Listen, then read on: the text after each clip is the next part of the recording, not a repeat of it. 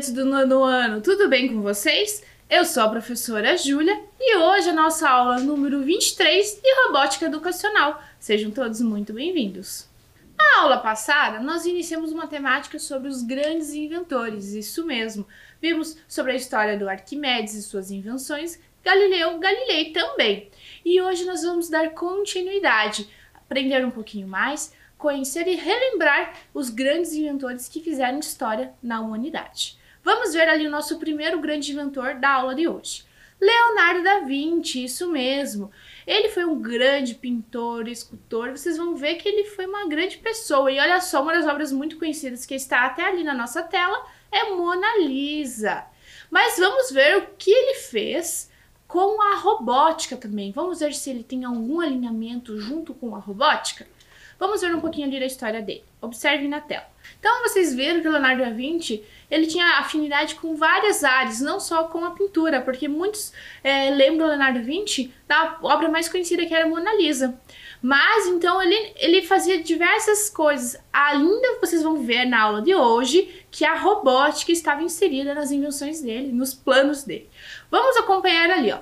Estudou muito a cinemática, ciência, que estuda os movimentos para poder representar em seus desenhos e pinturas a dinâmica das cenas. Mona Lisa é uma das suas obras mais conhecidas, do lado da Última Ceia. Então vejam que ele desenvolveu diversas atividades ali no decorrer da sua vida. E olha lá, falando da robótica, olha a imagem que está ali na tela. Vamos ver. Leonardo da Vinci, por volta do ano 1495, criou um desenho de um autômato humanoide. Todo o sistema robótico era operado por uma série de roldanas e cabos. Vejam que ali nós temos um termo que nós já estudamos, que é o conceito tecnológico da robótica, roldanas, isso mesmo. E na construção desse autômato, ele utilizou várias roldanas e cabos para fazer essa construção. Que interessante, né? Seguindo ali. Na década de 1950, seus registros foram descobertos e foi construída a peça fielmente ao desenho feito por Da Vinci. O robô construído possui uma armadura medieval alemã e italiana e é capaz de fazer vários movimentos parecidos com humanos. Então vejo que a partir dos desenhos de Leonardo da Vinci foi possível então fazer essa construção de um primeiro modelo autômato. E ali está o desenho representando, né, a questão dos órgãos, dos tecidos não, mas as partes estruturais do corpo humano. Seguindo, Leonardo da Vinci implementou o princípio da alavanca na sua construção da catapulta de ar. Então vejo que a catapulta ele implementou com a estrutura ali da alavanca. E vejo que a alavanca foi lá na época de Arquimedes que foi concebida essa ideia. Então ele utilizou vários conceitos de outros inventores para fazer suas invenções. Então vejo que é uma construção do conhecimento. Nada é criado às vezes do zero. Geralmente é sempre feito um estudo com base no que já foi feito, as análises, para então fazer essa invenção e melhorar a invenção. Vamos ver ali a questão da catapulta. A história e a tecnologia das catapultas e sua relação com as alavancas. Na história da humanidade, houve guerras por disputas de poder e território. Contudo, as guerras trouxeram consigo avanços tecnológicos que ajudaram a humanidade a progredir em tecnologia. Foi durante as guerras que surgiram as catapultas, um equipamento capaz de lançar projéteis a grandes distâncias. Então vejam que durante as guerras não existiam equipamentos, armas de alta tecnologia, como bombas, armas no geral. E as catapultas, elas eram geradas criadas justamente para estar lançando objetos, por exemplo, pedras, rochas, para estar atacando o inimigo. Então essa é a ideia principal. Vamos ver um vídeo curto como que é o movimento da catapulta, como que ela funciona ali no movimento ao lançar ali a pedra ou a rocha. Vamos ver?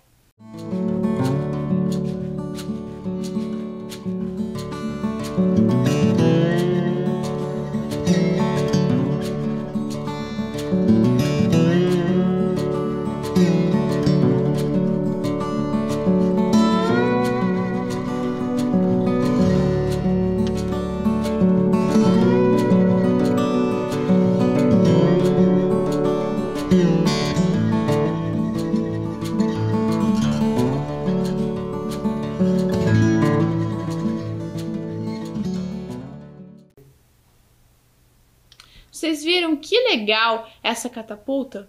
Então, agora eu vou mostrar para vocês a catapulta de Leonardo da Vinci, que ela é um pouquinho diferente das catapultas no geral. Porque a catapulta do Leonardo da Vinci tem um arco, isso mesmo. E essa alça aqui, ela que faz o movimento de estar jogando o objeto, ou seja, se eu tivesse aqui, por exemplo, uma pedra, um objeto para atacar de um outro lado, né, está fazendo esse movimento, eu colocaria aqui. Então, vejo que essa catapulta aqui, ela foi feita na impressora 3D, isso mesmo. Então, a construção dela foi em várias partes. E depois foi conectada para estar fazendo a ligação de uma estrutura só. E foi utilizado aqui barbante para estar representando aqui que eu vou estar fazendo, puxando essa cordinha aqui, esse barbante, para estar levantando essa alça. Então, vamos ver aqui, ó, vejam aqui nos detalhes como é essa catapulta, que ó, os diversos elementos que tem aqui nessa estrutura. E agora eu vou estar executando aqui para vocês verem o movimento da minha catapulta do Leonardo da Vinci. Vou puxar aqui o meu barbante e vejam só. A minha alça foi lá para o outro lado, simbolizando o movimento de que, se eu estivesse com um objeto aqui, estaria jogando para o outro lado. Então, essa é a ideia de catapulta do Leonardo da Vinci. Só que eu trouxe uma outra sugestão para vocês aqui de catapulta, isso mesmo. Vamos ver aqui, olha só, Catapulta Maker. Essa Catapulta Maker aqui, olha só, foi construída com lápis de cor e elástico e uma fita aqui para estar realizando aqui, ó, quando eu puxar, está arremessando aqui o meu objeto. Vejam que ela é bem simples e para mostrar essa construção de como que ela foi feita, eu vou estar mostrando para vocês um vídeo muito interessante que a professora Andressa produziu na construção dessa Catapulta Maker. Vamos ver o vídeo?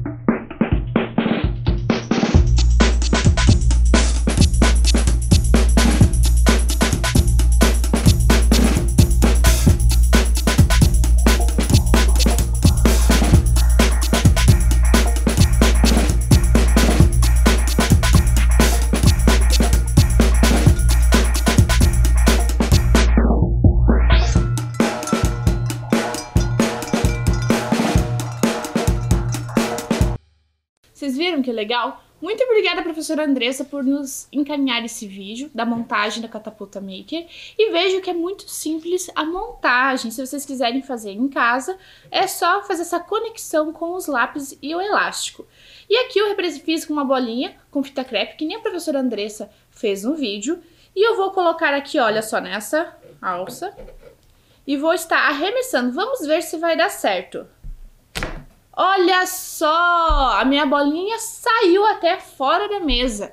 Minha catapulta, então, está funcionando da forma bem adequada, aqui, bem legal. Então, vocês viram que eu mostrei para vocês a possibilidade da catapulta na construção com a impressora 3D, com lápis de cor, Catapulta Maker, e agora eu vou trazer uma outra possibilidade, com o kit Ludobot, isso mesmo, mostrando que a robótica ela está inserida em vários lugares e na construção de diversos objetos. É só eu usar a imaginação e tentar fazer essa construção e a programação, que não é difícil, é bem simples, já vamos ver a programação. Para essa catapulta aqui com o kit Ludobot, com as peças de montagem, olha só, usei um eixo, usei várias vigas de diferentes tamanhos para dar sustentação e também para estar realizando o meu movimento da minha catapulta. Perceba que assim, eu tenho o meu M-Center, que é o meu cérebro do meu robô, onde vai passar toda a programação. Percebam que tem vários fios conectados. Por quê? Porque eu tenho sensores, isso mesmo. Nas próximas aulas nós vamos estudar um pouquinho, nos aprofundar o que são sensores. Mas hoje nós vamos utilizar aqui, já vou adiantar, o sensor de toque, que ele vai dar o start para a minha programação. Porque quando eu não tenho o sensor de toque, é como se a minha catapulta estivesse funcionando a todo momento. Por exemplo, quando tem um carrinho, que eu já trouxe em diversas aulas para vocês, se eu não tenho sensor de toque, ele vai estar... A partir do momento que eu ligo o meu robô, ele vai começar a andar. E aqui no caso também ele estaria executando esse movimento. Como eu não quero, eu quero que ele execute o movimento só por alguns segundos, por isso que eu coloquei aqui o meu sensor de toque. E também tem os conectores para estar fazendo essa união entre as vigas. Percebam que aqui um cabo ele está conectado com o meu corpo do robô para passar a programação, certo? Para ele transmitir a programação, e os outros estão conectados com sensores de toque. E a única coisa maker que tem aqui, que na verdade foi só a união para fazer, simbolizando ali a parte principal ali da catapulta, foi colocar uma tampinha com fita adesiva só para estar colocando a bolinha, porque senão não teria como fixar ali, né? Na verdade, só segurar essa minha bolinha, porque como que vai arremessar? Preciso de algo que eu poderia estar construindo também uma caixinha de vigas, mas no caso eu fiz a opção por uma tampinha de plástico, de garrafa. Então vamos lá. Eu já estou em posição aqui com o meu ludo. Deixa eu colocar a minha bolinha. O meu sensor de toque, opa, deixa eu colocar aqui certinho. Vamos fazer o teste. Olha só, fez o movimento. E se eu quiser voltar para trás, olha, só com 2 sensores de toque, eu consigo fazer aqui esse movimento. Vou fazer mais uma vez aqui. Vamos lá. Percebam que ele fez o mesmo movimento que a catapulta Maker e a da impressora 3D. Então, vocês perceberam que um controlinho ali, que seria o sensor de toque, ele vai para frente e o outro dá a pausa. Isso mesmo. Mas agora nós vamos ver como que funciona essa programação, se ela é extensa, se ela não é, quais blocos que foram utilizados. Observem ali na tela comigo. Nós temos diversos blocos. Para iniciar, vocês já sabem que eu preciso sempre do comando do bloco de evento, que é a bandeirinha verde. Quando for clicado, eu preciso adicionar esse bloco ali para iniciar, porque senão a minha programação ela não vai ser iniciada, certo? Se eu só colocar os outros blocos, não vai existir sentido nenhum, não vai passar para o meu robô. O próximo bloco, ele é de um comando que ele vai estar executando uma condicional, ou seja, vocês estão vendo que está escrito sempre? Sempre quer dizer o quê? Que sempre vai estar executando os comandos do meio. Se eu tivesse algum outro comando que eu não quisesse que estivesse executando por um tempo, eu colocaria para fora, porque daí ele ia executar por alguns segundos e iria parar. Mas como eu quero sempre, eles estão aqui dentro. Então eu tenho o bloco de se botão porta 2 for pressionado, isso quer dizer o quê? Que é o sensor de toque. Se eu pressionar o botão ali, o que vai acontecer? Os meus motores ali, além dele acender a luz, o meu carrinho vai para frente. Ou seja, nesse sentido aqui de estar realizando um movimento, o eixo ali. E se o botão A0 for pressionado, ele vai para trás. Você se lembra que eu tinha 2 botões? Então, ao clicar ali para frente, o outro botão ele iria para trás, retornando a catapulta, a minha alça ali para trás. Então eu vejo que é uma programação bem simples, ela não é difícil de ser programada, não é uma programação extensa, feita no programa ali do kit Ludobot. Bem interessante, né? Mas agora nós vamos conhecer um outro grande inventor. Isso mesmo, vamos ver quem ele é? Isaac Newton. Eu acho que vocês já ouviram falar de Isaac Newton. Será lá da teoria da maçã? Será que a maçã caiu ou não caiu na cabeça de Newton? Vamos ver no decorrer da aula de hoje. Vamos acompanhar aqui e conhecer um pouquinho da história de Isaac Newton? Vamos relembrar quem já conhece também? Olhem ali na tela. Isaac Newton nasceu em 4 de janeiro de 1643, no condado de Lincolnshire, na Inglaterra. Mas pelo calendário usado na Inglaterra na época, Newton nasceu no dia 25 de dezembro. Naquela época, a Inglaterra fazia uso do calendário juliano. Veja que interessante essa curiosidade, né? Então, essa questão dos calendários faz com que algumas pessoas tenham 2 datas de nascimento, né? Vamos ver ali, continuando. Newton se interessava pelos estudos dos pioneiros da ciência, como o filósofo Descartes e os astrônomos Copérnico e Galileu e Kepler. Então vejam que sempre um grande inventor, ele se inspira nos estudos de outros inventores, né?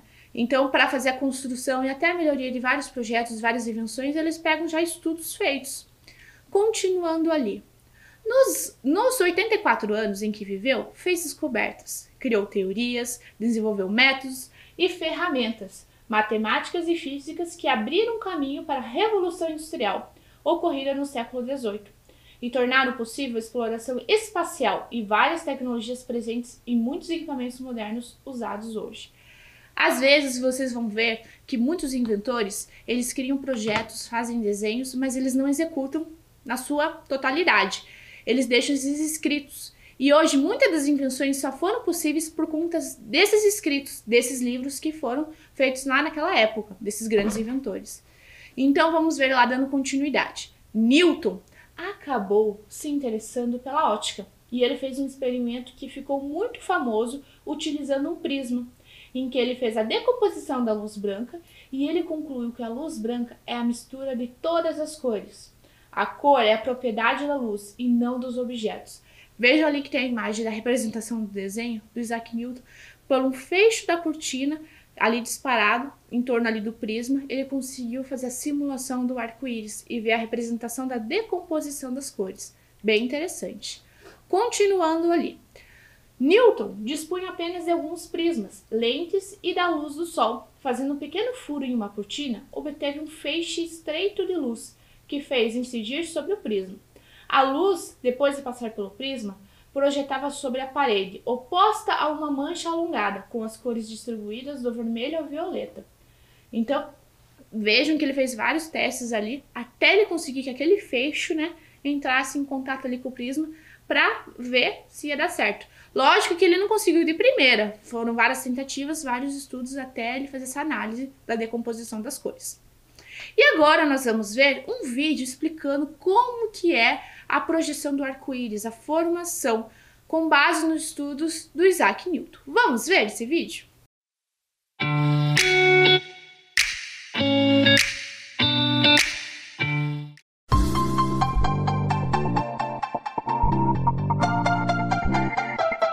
Hoje vamos aprender um pouco mais sobre o arco-íris aqui no programa Lux.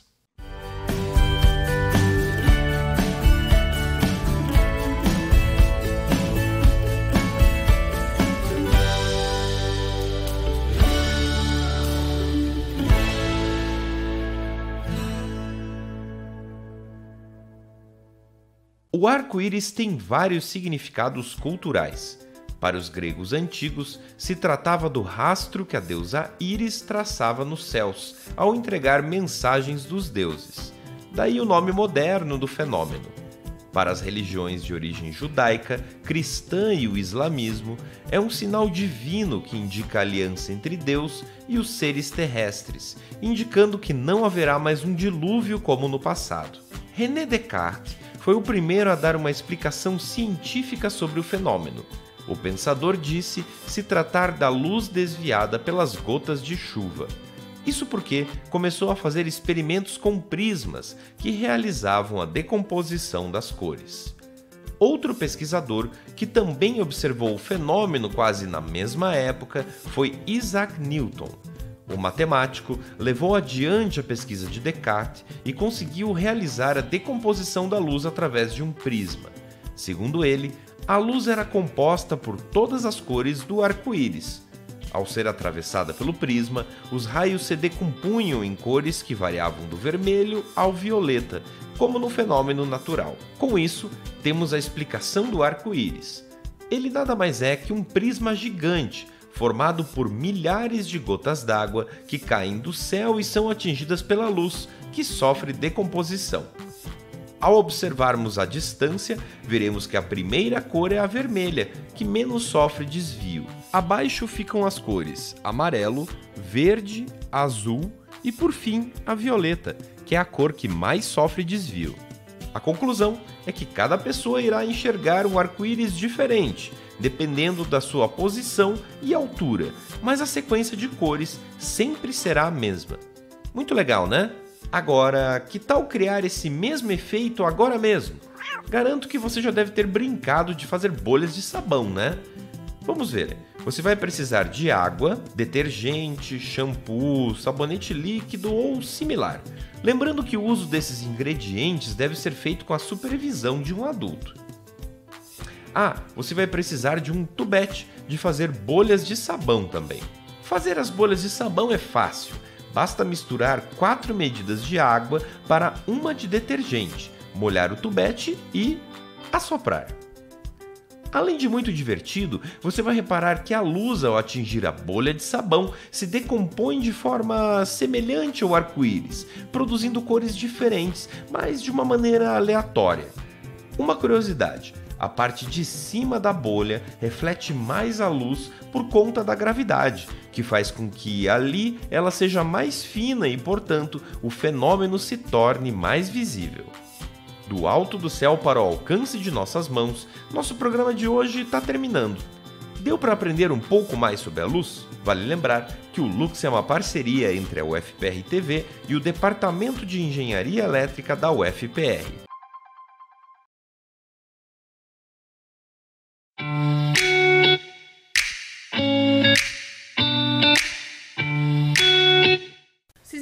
legal o vídeo explicando bem essa questão que o Isaac Newton descobriu com esse feixe de luz e a ótica. Então agora nós vamos ver na sequência uma outra descoberta. A maçã. Será que a maçã caiu ou não caiu na cabeça de Newton? Então, muitos comentam que na verdade Newton não estava embaixo de uma árvore, lendo um livro e de repente caiu uma maçã. E sim dentro de uma casa. Mas ao perceber ali perto da sua casa que tinha uma árvore, né, um pomar, e essa maçã caiu, ele fez análise da questão da gravidade. Lógico, né, fez vários estudos e depois fez esses escritos.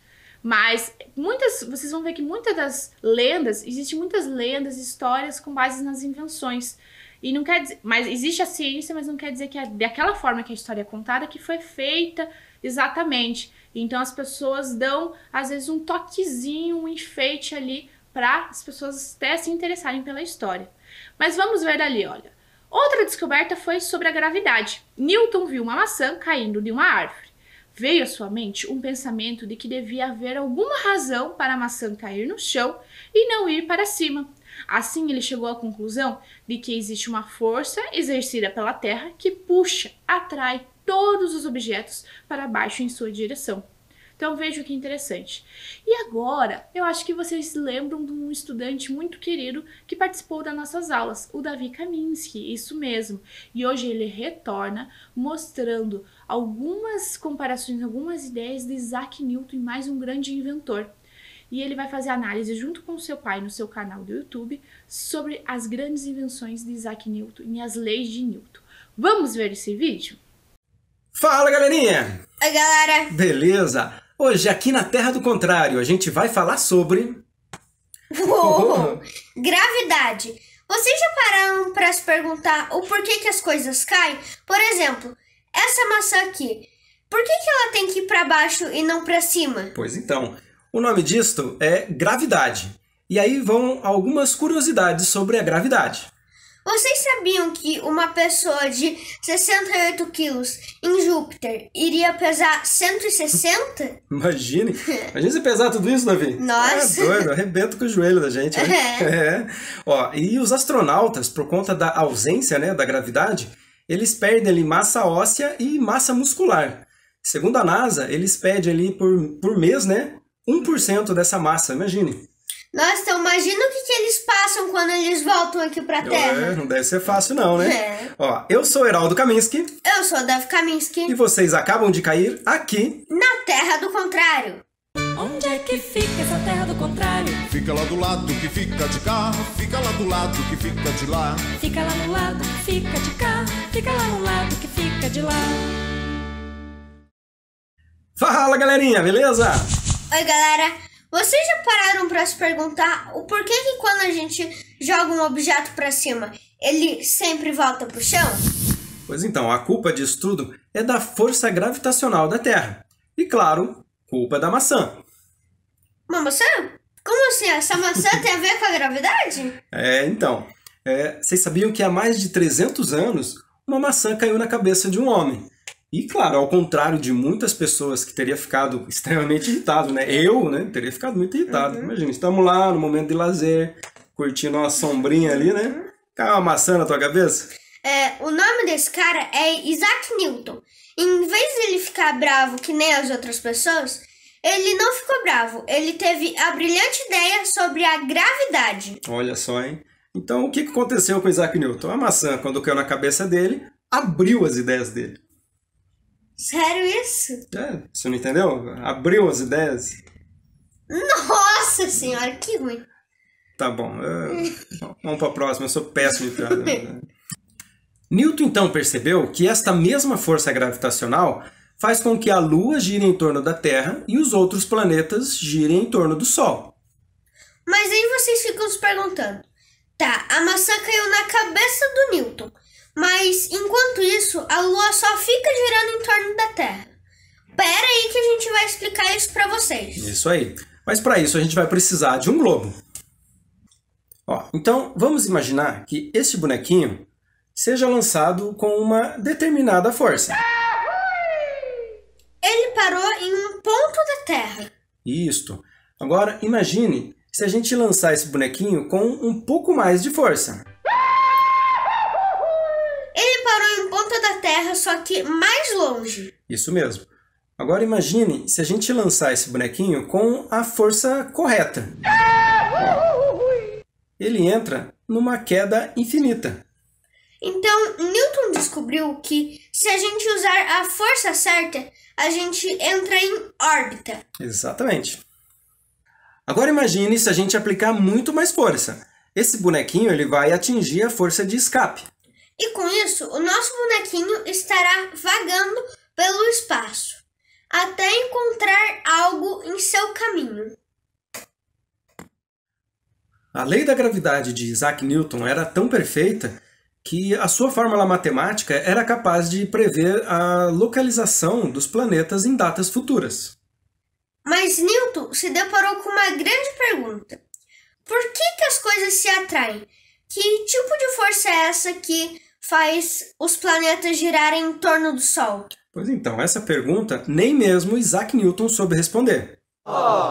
E foi só lá em 1915 que um cientista alemão fez então a grande descoberta sobre a gravidade. O nome desse cientista é Albert Einstein, e ele propôs essa teoria da relatividade geral. Isso mesmo. E alguns cientistas, depois fizeram algum experimento que comprova essa teoria do Albert Einstein. E a gente vai passar aí para vocês entenderem melhor como é que é essa teoria. O que acontece quando colocamos uma bola bem pesada no centro do lençol? Ele afunda, não é mesmo? Agora, o que acontece quando colocamos uma bolinha nesse mesmo lençol? Como a bola mais pesada distorce o tecido, faz com que a bolinha desvie a sua trajetória. Isso, e dependendo da força aplicada, a bolinha muda o seu caminho. E se utilizarmos a força correta, a bolinha ficará girando em torno da bola mais pesada, igual os planetas ali em torno do Sol. Aí você deve estar se perguntando, mas a bolinha ali chega um momento que para de girar. Por que isso?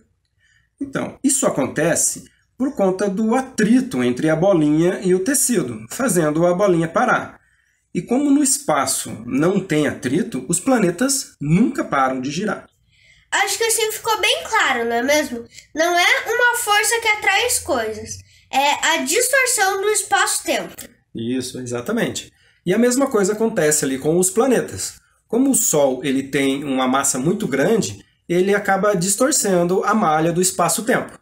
E tudo que passa por ele tem sua trajetória alterada, inclusive a luz.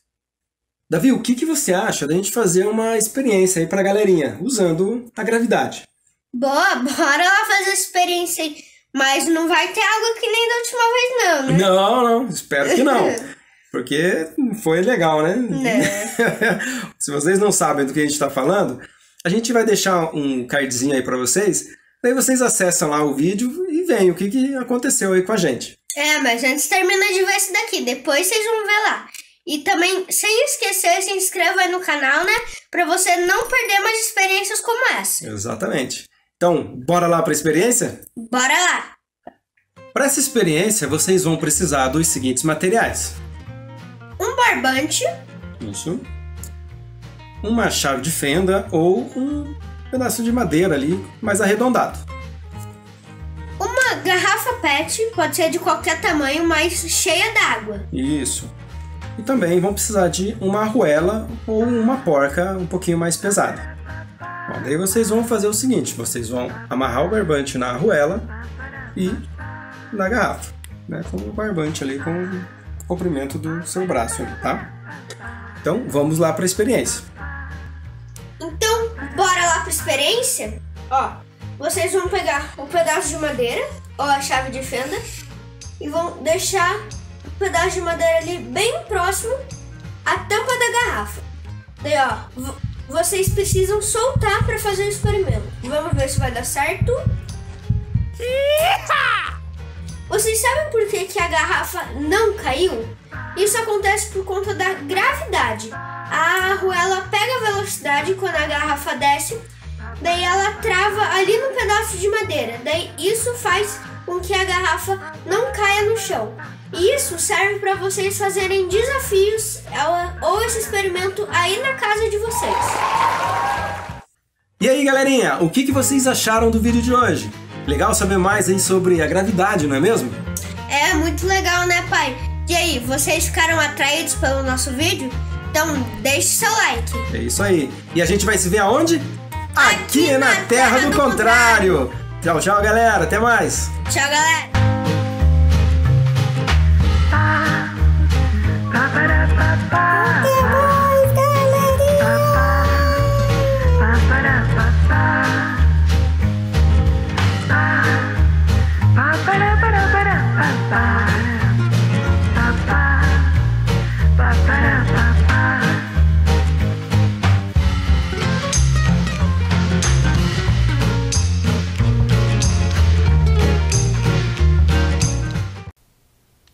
Muito obrigada, Davi Kaminski. O Davi Kaminski é estudante da Escola Municipal Professor Brandão. Obrigada por trazer toda a sua criatividade nos nossos vídeos na aula de robótica. Agora nós vamos ver as leis de Newton. Vejam lá. Lei da inércia, princípio fundamental da dinâmica e lei da ação e reação. E para isso, para representar uma das leis de Newton, eu trouxe essa montagem maker aqui para vocês. Vamos ver no detalhe? Então, veja que aqui eu trouxe para vocês um carrinho com bexiga.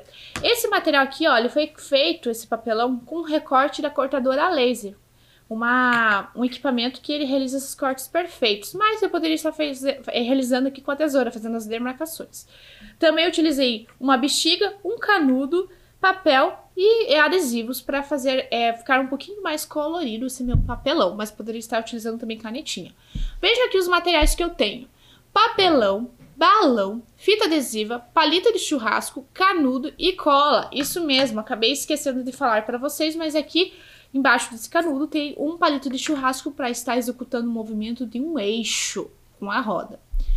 E também trouxe essa bomba para encher aqui o meu balão, bomba de encher bexiga. Vamos fazer o teste representando ali a lei de Newton, ação e reação, vamos ver.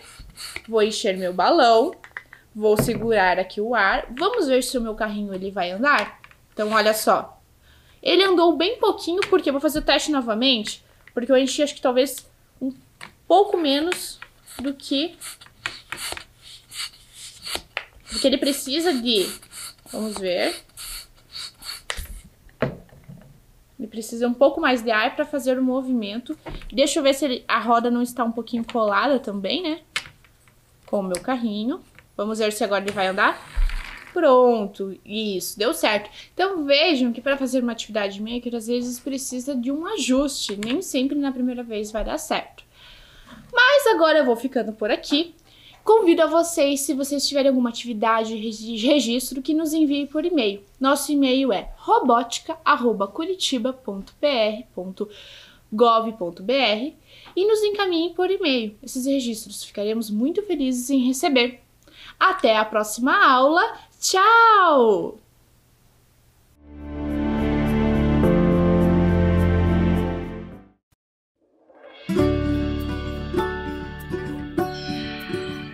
Gente, se preparem, porque hoje o conteúdo vai ser especial. Com vocês, jeito de demonstrar carinho na pandemia.